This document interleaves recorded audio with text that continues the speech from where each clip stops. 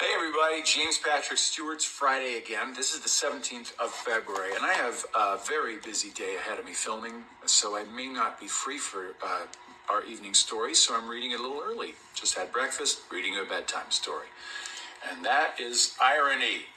Speaking of irony, this is a wonderful book by Dr. Seuss. You may have heard of him. This is If I Ran the Circus. He has a lot of books. This isn't one that is one of his more famous ones, but it's a real tongue twister and a good way for me to start my day. So this is If I Ran the Circus. Definitely need my glasses for this one. In all the whole town, the most wonderful spot is behind Sneelock's store in the big vacant lot. It's just the right spot for my wonderful plans, said young Morris McGurk. If I clean up the cans... Now, a fellow like me, said young Morris McGurk, could get rid of this junk in a half hour's work. I could yank up those weeds and chop down the dead tree and haul off those old cars. It's just 2 or 3. And then the whole place would be ready, you see.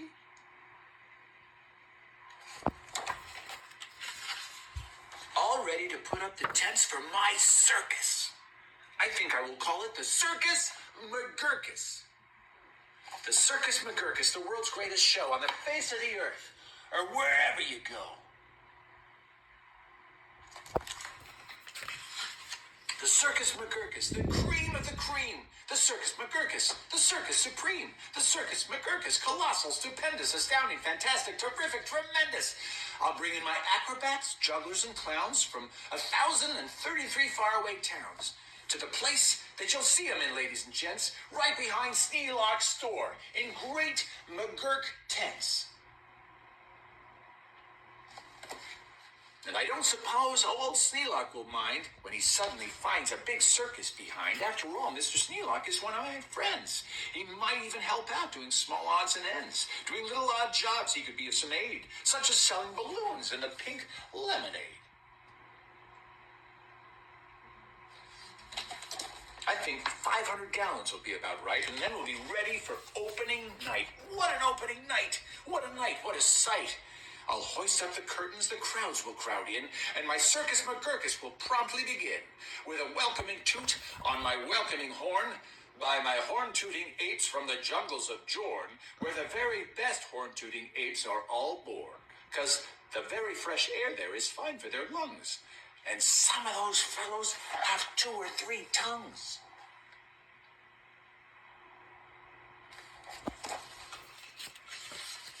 This way, step right in. This way, ladies and gents. My sideshow starts here, in the first of my tents. When you see what goes on, you'll say no other circus is half the great circus, the Circus McGurkus. Here on stage 1 from the ocean of Ulf is a sight most amazing. A walrus named Rolf, who can stand on 1 whisker, this wonderful Rolf, on the top of 5 balls, 2 for tennis, 3 golf. It's a marvelous trick, if I do say so myself. And on stage number 2, here's something quite new. From a country called From comes this drum-tummied snum, who can drum any tune that you might care to hum. Doesn't hurt him a bit, because his drum tummy's numb. And on stage number 4, see the wily Waloo, who can throw his long tail as a sort of lasso with a flip of the hip. With a tail of this kind, he can capture whoever is standing behind. He can capture old Sneelock. I'm sure he won't mind. And now here is a hoodwink, who winks in his wink hood.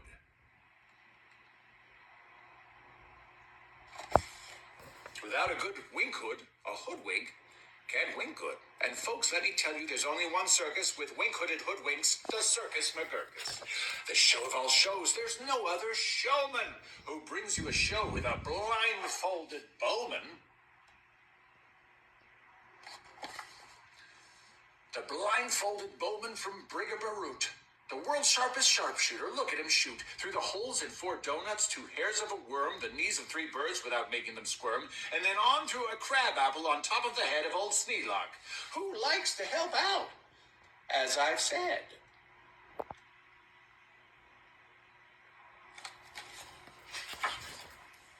And now come to this spot where the spotlight is hot. You'll see in the spotlight a juggling jot who can juggle some stuff you might think he could not, such as 22 question marks, which is quite a lot. Also 44 commas and also 1 dot. That's the kind of circus McGurgus I've got.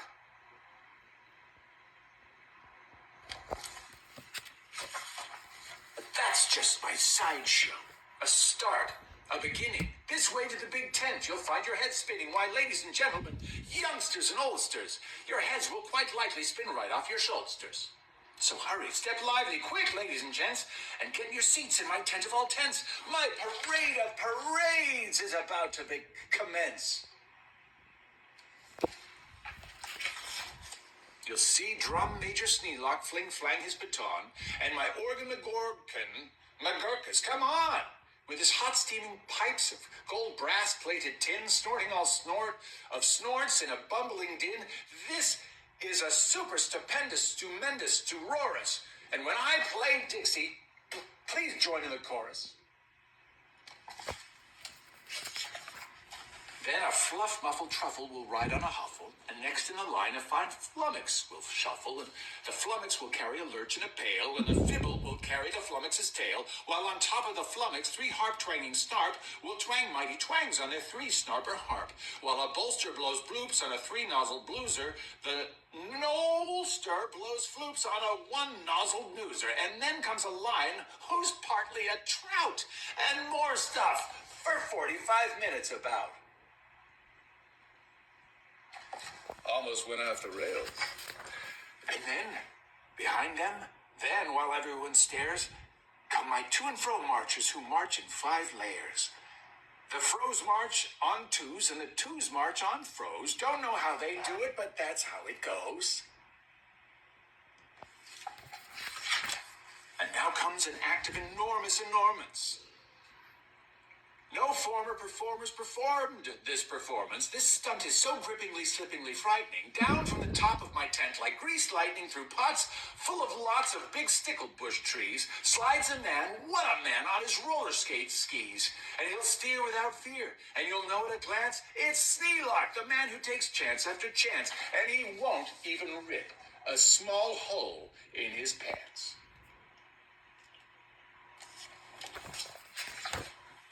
And now here, in this cage, is a beast most ferocious, who's known far and wide as the Spotted Atrocious, who growls, howls, and yowls the most blood-curdling sounds, and each tooth in his mouth weighs at least 60 pounds. And he chews up and eats with the greatest of ease things like carpets and sidewalks and people and trees. But the great Colonel Sneelock is just the right kind of a man who can tame it. I'm sure he won't mind.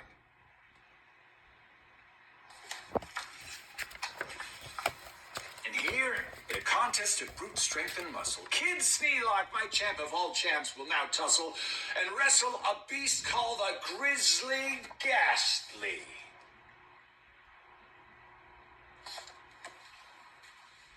And slap him around, and then he'll slam him down fastly and pin both his shoulders tight flat to the mat. Kid Sneelock will love it, I'm sure about that.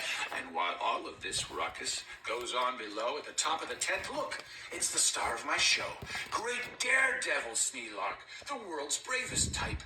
He comes pulled through the air by 3 Subrian snipe in a dingus contraption attached to his pipe.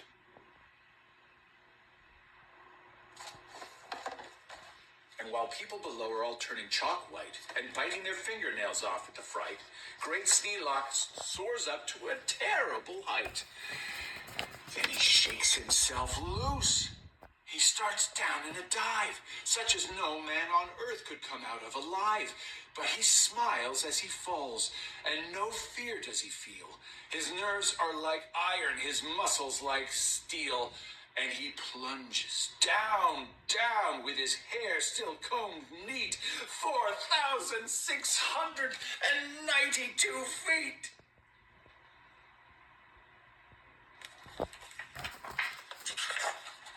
And then he'll land in a fishbowl. He'll manage just fine. Don't ask how. He'll manage. That's his job, not mine.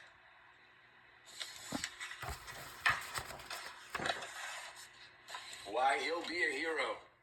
Of course he won't mind when he finds he has a big circus behind. That's it, ladies and gentlemen. If I ran the circus. Stupendous. Good night, everyone. Have a good day.